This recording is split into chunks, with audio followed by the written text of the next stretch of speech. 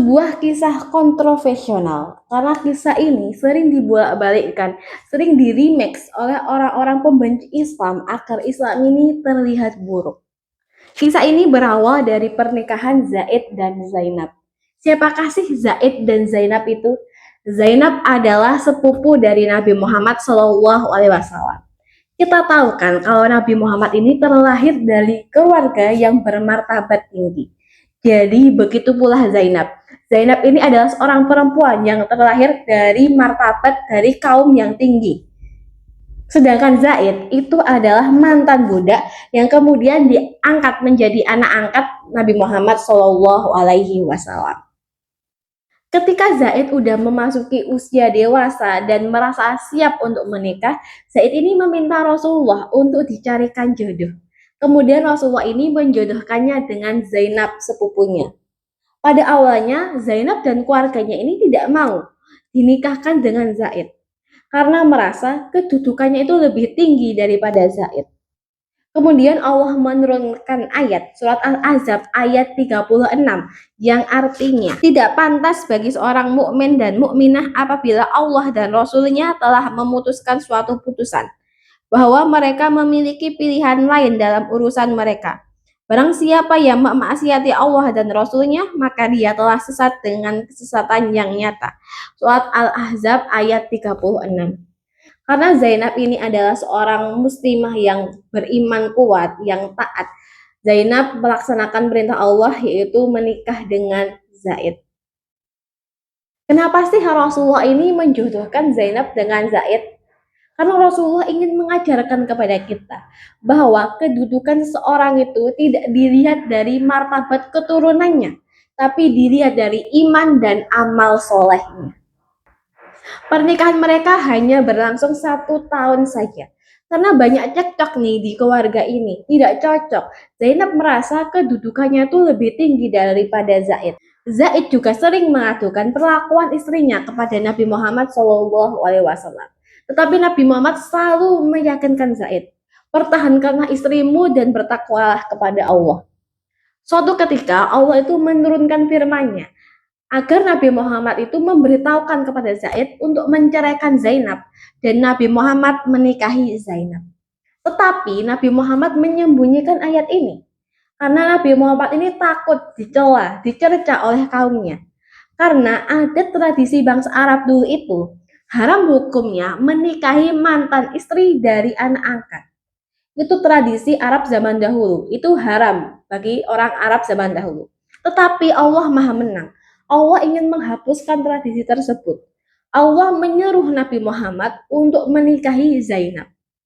Karena Nabi Muhammad menyembunyikan firman Allah ini, Allah pun menegur Nabi Muhammad dalam surat Al-Ahzab ayat 37 yang artinya kamu takut kepada manusia sedang Allah itu lebih berhak untuk kamu takut kepadanya.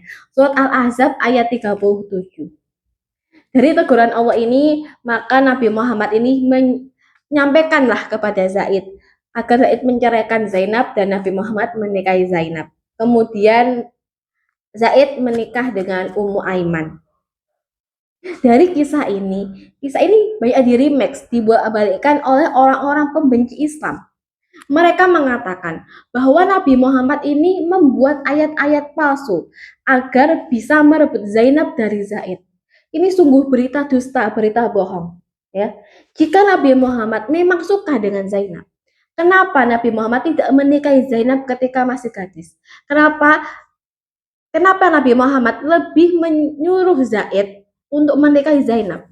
Dan mereka mengatakan bahwa Nabi Muhammad ini menyampaikan ayat-ayat palsu. Berarti mereka ini menyatakan bahwa Al-Quran ini adalah ayat-ayat palsu. Mana mungkin Al-Quran ini terdiri dari ayat-ayat palsu? Menurut kami orang yang muslim, orang yang mukmin, Al-Quran itu tidak mungkin terbuat dari ayat-ayat palsu.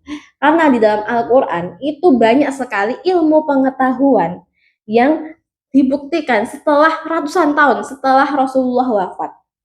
Seperti pemisahan antara air tawar dan air asin, tentang penyerbukan tanaman, tentang rotasi bumi, itu ada di dalam Al-Quran. Dan itu terbukti ratusan tahun setelah Rasulullah itu wafat.